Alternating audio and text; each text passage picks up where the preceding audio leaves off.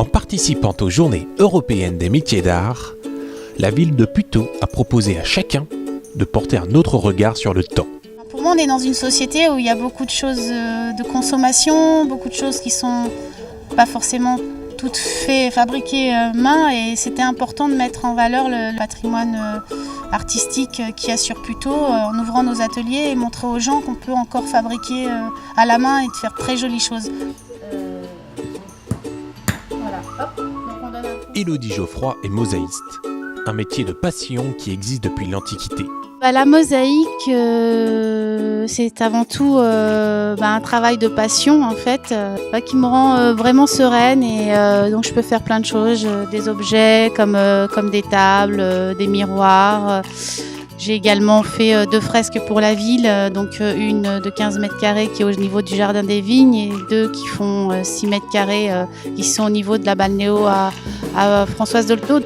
Lors de ces journées, son atelier accueillait également les démonstrations de Carolina Andro, peintre sur porcelaine et céramiste. Vous allez remplir le blanc de couleur, en dégradant, en machin, après vous faites... Moi, je les aime pas tellement appliquer au pinceau parce que je trouve que c'est des matières un peu trop brillantes et mortes.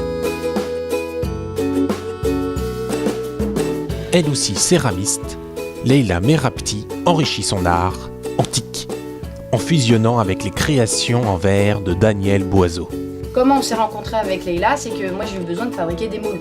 Et on a voulu s'associer parce qu'on s'est dit, le verre, la terre, voilà, on pouvait faire quelque chose, donc on essaye de travailler en mélangeant la terre et le verre. Et donc comme ça vous pouvez le modeler à loisir, et il n'accroche que sur le cuivre. Symbole de l'intérêt de la ville pour ses artisans, la cité artisanale abrite les créatives, boutiques ateliers, où sont invités les créateurs. Il y a 2 ans, j'ai été moi-même accueillie par un autre artisan d'art et j'en étais bien heureuse, donc là j'avais envie de renvoyer la balle tout simplement.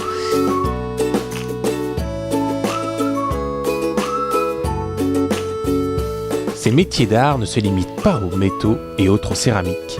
Ces journées sont aussi l'occasion de rencontrer des techniques plus étonnantes et plus légères, à l'image des créations de papier d'Éloi Sergé ou de Vanille Bluet. Je voulais montrer qu'à partir d'une simple feuille de papier, l'on peut créer des volumes qui peuvent tout aussi bien prendre la forme d'une bouche que d'autres formes animalières. Faire cette manifestation, c'est une aubaine. Ils sont des métiers anciens et voilà, ils existent toujours, on est toujours là, et il ne faut pas que ça se perde en fait.